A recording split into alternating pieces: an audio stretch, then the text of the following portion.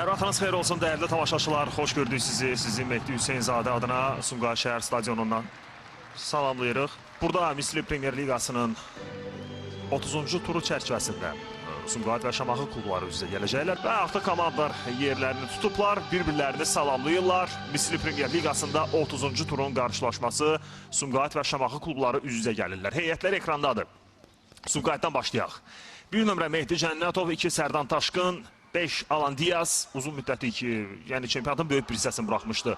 8 Səbuhi Abdullazadə, 9 Bobir Abduxolikov, 14 Elvin Bədalov, kapitanda 17 Murad Xaçayev, 19 Roy Kehat, 23 Ronaldo Vasquez, 60 Tresor Mosi və 99 Silvanus Nimeli. Baş məşqçi Vaqif Cavadovdur. Kapitanları qarşı-qarşıya gördünüz. Azərbaycan Hava Yolları var otağından görüntü sizə təqdim edilir. Bugün var da Rauf Cabbarov, var hakiminin köməkçisi isə Eyyub İbrahimovdur. Onlara da uğur arzulayırıq. Şamaxı klubunun heyəti də təqdim edilir sizə.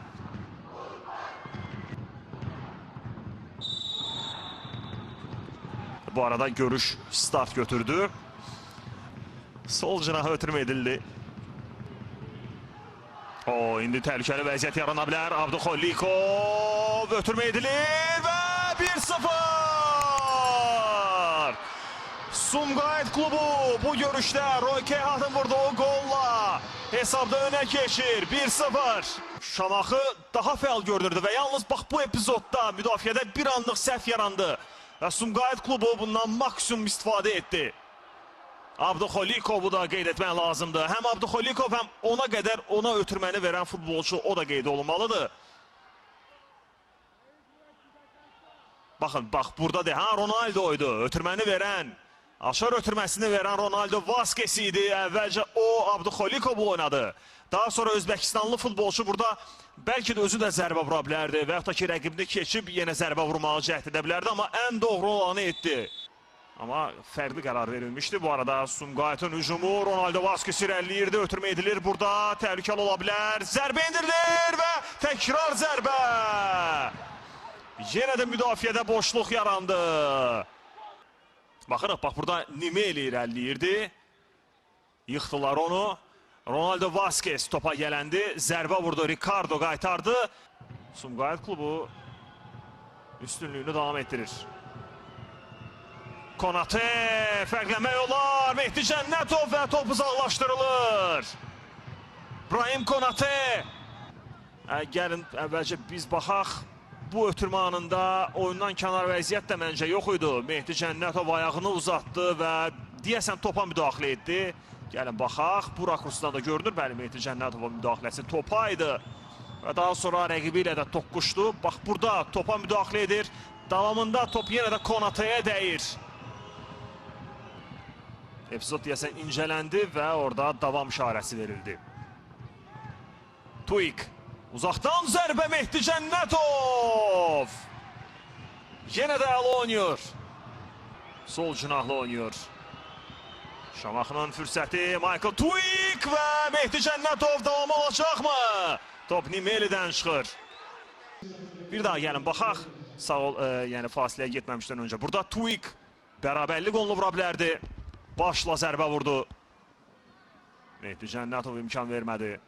Və davamında da Sumqayıt komandasının əks hücumu alamadı. Bir daha baxaq. Tuik zərbəni vurur. Hətta Murad Xaçayevə dəymişdi top. Qapçı da deyil. Top Murad Xaçayevə dəymişdi.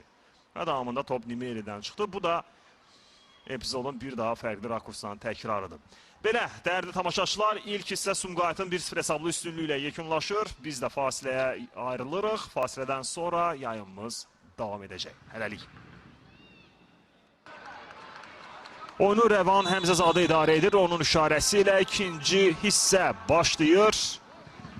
Trkaviano. Vəziyyətdən yaxşı çıxdı və sağ cinahlı oynadı. Edgar hücuma qoşulub. Edgar'ın ötürməsi və Şamaxı hesabı bərabərləşdirməyə yaxın idi. Oyundan kənar vəziyyət də var idi. Vladislav Veremeyev uzun oynuyor. Rüfət Abbasov topa çatdı və rəqibini keçməyə çalışır. Çox təhlükəli ötürmə və gol! Michael Tuik çempionatda ilk golunu vurur. Düzdür, orada ehtimal var ki, bəlkə də avtogol var idi. Təkrara baxanda tam olaraq biləcəyik. Amma mənə elə gəlir ki, elə toxunuş Michael Tuik'dən idi. Baxırıq. Uzun ötürmə edildi. Bir anlıq bəlkə də fikirləşmək olardı ki, topa çatan olmayacaq, amma Rüfət görün nə etdi. Sona dək qaçdı. Sərtanı aldıda bildi, Sərtandan yayındı. Və Rüfət Abbasovun bu bədən hərəkətindən sonra verdiyi ötürmə məhsuldar ötürməyə çevrildi. Bir sağ eləyib, daha sonra solla irəliləməklə Sərtan Taşkından yaxşı yayındı orada Rüfət Abbasov. Bu uzun ötürmə zamanı həqiqətən də bəlkə də fikirləşmək olardı ki, Rüfət heç qaçmayacaq, axıra qədər topa çatmayacaq, amma Rüfətə də əhsən düşür, elə Michael Tuik özü toxunub. Həmin qolda Rüfət Abbasovun əməyi Tuik'dən məncə daha çox idi. Yenə də Rüfət Abbasov topu ötürür, yaxşı ötürmə alındı Michael Tuik! Nəyi qaçırdı Michael Tuik? Dubl edə bilərdi. Bu cür fürsət yarandı, yenə də Rüfət Abbasov. Əvvəlcə o ötürdü. İkinci ötürmənin müəllifi Edgar Adilxanov idi. Gənc futbolçular görün nələr etdilər burada Şamaxının heyətində. Həm Rüfət, həm Edgar ikisi də mükəmməl oynadı. Çox gözəl oynadı. Çətin vəziyyətdə Edgar'a baxın, necə dəqiq ötürmə verir. Michael bilmədi orada, ayağıyla zərbə vursun, başıyla zərbə vursun. Amma top yerlə gəlirdi. Başıyla fərqlənməyə çalışdı orada Michael Tuik. Yenə fürsət yaranır, daha bir zərbə və gol! 2-1 Şamaxı istəyinə nail olur. Şamaxı dönüş edir və 2-1 hesablı üstünlüyə malikdir. Şamaxı klubu qısa müddət ərzində həm gerilikdən xilas oldu, həm də artıq üstünlüyə yələndi. Bölgə təmsilçisində böyük sevinç var. Çox səliqəli oynayırdı, amma müdafiə birdən-birə dağıldı Sumqayıt klubunda. Baxın, yenə də adi görünən bir ötürmə zamanı anlaşılmazlıq yarandı müdafiəçi ilə qapçı arasında. Alan Diaz qapçının gəlməyini gözləyirdi. Baxın, adi bir ötürmə idi. Alan Diaz qapçının çıxacağını gözləyirdi. Mehdi Cənnətov da bir qədər geridə qalmışdı. Tuik'lə mübarizədə Alan Diaz qapçını gözləyirdi. İbrahim Konatı özünü yetirdi.